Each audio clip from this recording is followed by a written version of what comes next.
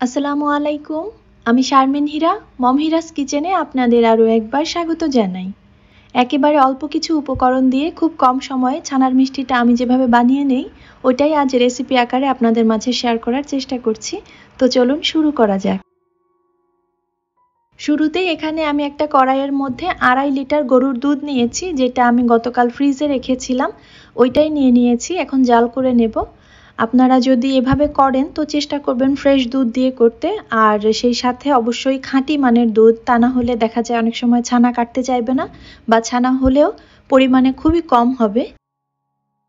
দুধটাকে একবার ভালোভাবে বলক তুলে জাল করে নিয়ে আঁচ কমিয়ে দিয়ে তারপর 2 টেবিল চামচ সিরকা দিয়ে নিচ্ছি। সিরকার বদলে সমপরিমাণে লেবুর রস দিলেও একই কাজ করবে। একদম আলতো হাতে দুধ আর সিরকাটাকে মিশিয়ে দিয়ে সাথে সাথে আমি চুলাটা বন্ধ করে দিয়ে তারপর 1 থেকে 1.5 মিনিট অপেক্ষা করেছি। আর এই যে দেখেন, এরপর কিন্তু সুন্দর ছানা কেটে গেছে আলহামদুলিল্লাহ, আর সাথে পানিও আলাদা হয়ে গেছে। এবার ওই পানিটা আমি ছেঁকে নিচ্ছি। এই যে এই পর্যায়ে আসার পর এর মধ্যে যে সিরকার একটা গন্ধ থাকে বা লেবুর রসের যে এক্সট্রা গন্ধ বা টক ভাব থাকে, ওইটা যেন না থাকে সেজন্য আমি পানি দিয়ে, পরিষ্কার ট্যাপের পানি দিয়ে সুন্দরভাবে পরিষ্কার করে নিচ্ছি। আর এরপর একটা সাদা কাপড়ে ঝুলিয়ে এর পানি বের করে নেওয়া যায়। আবার চাইলে এই যে ঝাঁঝরির মধ্যে নিয়েছি, এর উপরে ভারী কিছু দিয়ে চাপা দিলেও দেখা যায় পানি নিচ থেকে ঝরে যায়। যার যেভাবে সুবিধা হয় সে সেভাবে করে শুকনো করে নিলেই হবে। তারপর এখানে আমি মেজারমেন্ট কাপের 2 কাপ ছানা নিয়েছি। আর এই যে দেখতেই পাচ্ছেন, এটা কিন্তু একদম শুকনা ঝরঝরে অবস্থায় আছে। এই পর্যায়ে এসে ছানার মধ্যে আমি 1 টেবিল চামচ ময়দা আর 2 টেবিল চামচ চিনি দিয়ে খুব ভালোভাবে ময়দাটাকে এবং চিনিটাকে ছানার সঙ্গে মিশিয়ে নেব। আর এক্ষেত্রে একটু হাত দিয়ে ঘষে ঘষেই মাখাতে হবে, তা না হলে ময়দা বা চিনি আলাদা আলাদা থেকে যাবে, ছানার মধ্যে ঠিকমতো ঢুকবে না, তখন কিন্তু মিষ্টি কম বেশি হবে। এখানে আমি ছানাটাকে খুব বেশি মসৃণ করব না, এই যে একটু হালকা দানাদার থাকা অবস্থায় আমি মাখানো বন্ধ করে দিয়েছি।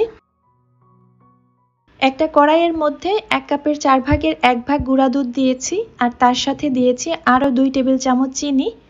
এরপর 1 কাপের 4 ভাগের 1 ভাগ পানি দিয়েছি, আর তার সাথে দিয়েছি মুখ ফাটিয়ে নেওয়া একটা এলাচ।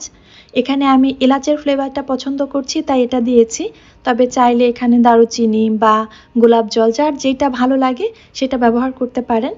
আর আমি যে চিনি দিয়েছি 4 টেবিল চামচ মোট, তো সেক্ষেত্রে আপনাদের যদি মনে হয় আরও মিষ্টি চান তো বাড়িয়ে দিতে পারেন, এটাতে কোনো সমস্যা নেই। দুধ, চিনি আর পানি যখন শুকিয়ে মোটামুটি একদম ঘন টাইপের দুধ হয়েছে, সে পর্যায়ে এসে আমি আগে থেকে যে ছানাটা রেডি করে রেখেছিলাম ওটা দিয়ে নেড়েচেড়ে রান্না করে নিচ্ছি। আমি কিন্তু একদম কম আঁচে রান্না করছি, তা না হলে দুধের তৈরি খাবার তো নিচে ধরে যাবে, আর একবার ধরে গেলে যে গন্ধটা বের হবে এরপর কিন্তু খাবারে আর স্বাদ থাকবে না। দুধটা একটু পানি পানি থাকা অবস্থায় ছানা দিলে মিষ্টিটা কিন্তু নরম হবে, আর যদি দুধটা একদম ঘন করে শেষ মুহূর্তে ছানা দেন তাহলে মিষ্টিটা কাটার সময় খুব সুন্দরভাবে কাটা যাবে, এটা খেয়াল রেখে মিষ্টিটা বানাবেন। আর শেষ দিকে এসে আমি কিন্তু এলাচটা ফেলে দিয়েছি। কড়াইয়ের মধ্যে যখন দেখবেন একটু শুকনা শুকনা ভাব এসেছে, চারপাশ থেকে ছেড়ে দিয়েছে, সেই লেভেলে ধরে নিতে হবে এটা প্রস্তুত হয়ে গেছে। এরপর একটা প্লেটে নিয়ে সুন্দরভাবে যে যেমন শেপ চান সেভাবে দিয়ে তারপর কেটে নিলেই চলবে। আমি চারপাশের অংশটা একটু একটু ছেটে নিয়েছি, তা না হলে দেখতে ভালো লাগছিল না, এই কারণে। আর আমি নর্মাল টেম্পারেচারে 1.5 থেকে 2 ঘন্টা বাইরে রেখেছি, এইভাবে সেট হয়েছে। তবে আরেকটু সময় রেখে দিলে এটা আরও ভালো সেট হবে, বিশেষ করে একবার ফ্রিজে রেখে যদি কাটেন তো কাটার ক্ষেত্রে সুবিধা হবে। তারপর এই যে দেখেন, মাশাআল্লাহ খুব সুন্দরভাবে আমার মিষ্টিটা কিন্তু হয়ে গেছে। আমার আজকের রেসিপিটা আপনাদের কাছে যদি ভালো লাগে প্লিজ ভিডিওটিতে একটা লাইক দিতে ভুলবেন না। আর এই ধরনের সহজ রেসিপি আরও পেতে চাইলে আমার চ্যানেলটিকে সাবস্ক্রাইব করে নিতে পারেন। আজকের ভিডিও এখানেই শেষ করছি। আল্লাহ হাফেজ, আসসালামু আলাইকুম।